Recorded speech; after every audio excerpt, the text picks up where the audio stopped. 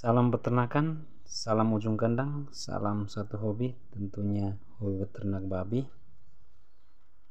Di video kali ini terlihat di depan kita ada beberapa jenis alat, mungkin tidak asing bagi sebagian orang, namun tentu pula ada beberapa peternak yang mungkin belum tahu fungsi dan tujuan daripada alat ini.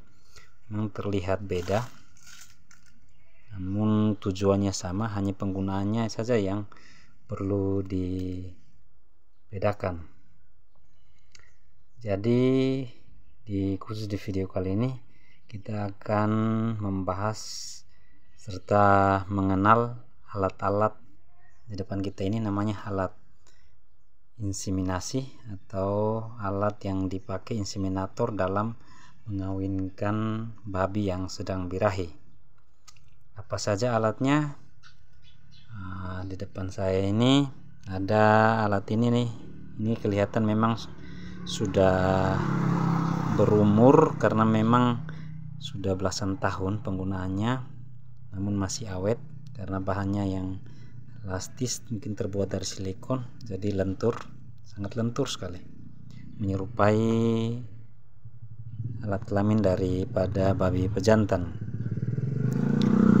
Sedangkan yang ini juga mirip, namun dari alat bahannya ini berbeda, pembuatannya agak keras, sedangkan pada ujungnya karet, namun tidak elastis seperti pada alat yang ini, alat TB atau kateter babi yang ini. Sedangkan yang ini bentuknya lebih besar, ada ujungnya. Coba kita buka.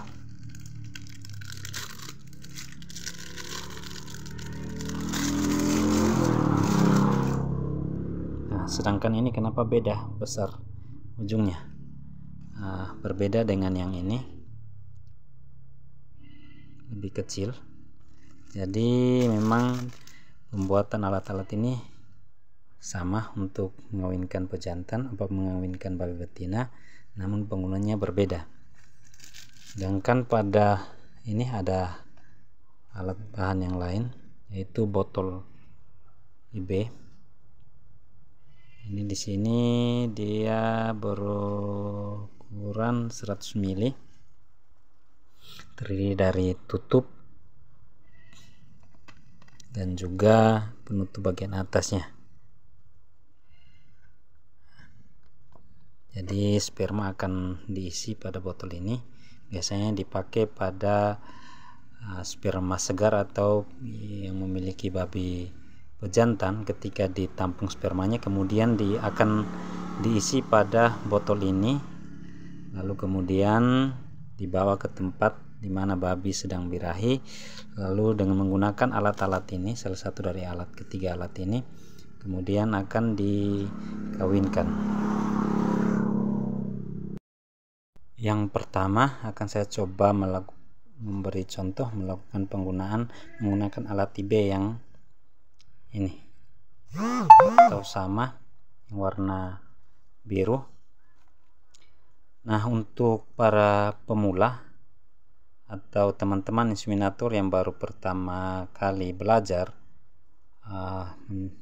menurut pendapat saya sebaiknya jangan menggunakan yang ini, karena ini agak sedikit keras ketika dipakai.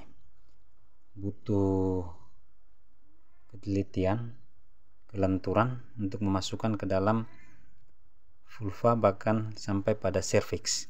Saya kasih contoh, ini bagian vulva, bagian luar. Ketika dimasukkan, posisinya harus miring seperti ini, jangan lurus, karena ketika dimasukkan lurus,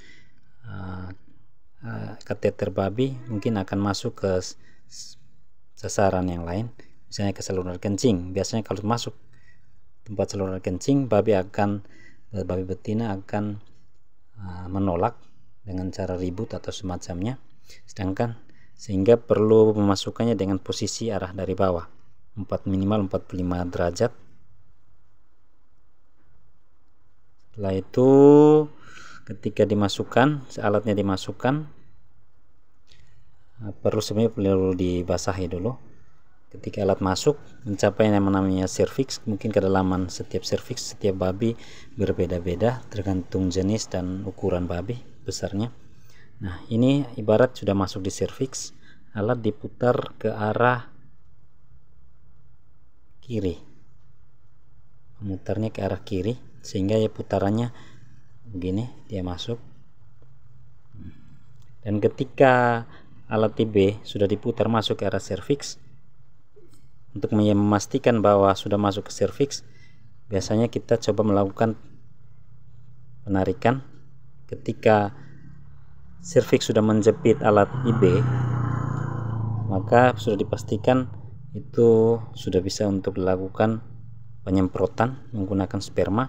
Ketika sudah masuk seperti ini, maka ujungnya dibuka, lalu botol sperma yang berisi sperma dimasukkan, kemudian diposisikan dengan cara seperti ini sehingga memudahkan berjalannya sperma menuju serviks dari babi betina. Kurang lebih seperti itu cara simpel untuk melakukan inseminasi. Namun saya tidak menyarankan untuk pemula menggunakan alat ini karena kadang dari tempat pembuatan, maksudnya walaupun sudah masih dibungkus disegel seperti ini, kadang perlu diperhatikan karena kadang ada yang muncul atau timbul seperti ini, contohnya dapat melukai organ reproduksi daripada babi betina, sehingga ketika ada sesuatu yang muncul kadang perlu dibersihkan, dipotong terlebih dahulu. Namun penggunaan alat ini biasanya sekali pakai, sebaiknya tidak dipakai lagi karena biasanya alat ini menggunakan lem yang kurang kuat sehingga ketika dipakai berulang kali biasanya akan tertinggal di bagian serviks, terjepit di bagian serviks. Oleh karena itu penggunaannya sebaiknya satu kali. Sedangkan ini alat ini sudah lama, makanya sudah warnanya sudah seperti ini. Namun setiap kali penggunaan terlebih dahulu disteril. Ini alat saya sarankan untuk para pemula inseminator ketika ingin mengawinkan babi menggunakan alat ini lebih bagus karena elastis, sangat dan lentur. Dia menyesuaikan dengan dinding atau organ reproduksi dari babi. Dan alat ini memang dibandingkan dengan kateter babi jenis lainnya bentuk seperti ini lebih mahal. Yang ini boleh dicek langsung di online shop yang ada di HP teman-teman sekalian. Sedangkan ini penggunaannya kurang lebih sama dengan yang saya beri contoh dengan penggunaan alat TB yang ini. Selalu masuk dengan posisi miring dan diputar ke arah kiri. Dan ketika setelah sperma sudah disemprotkan,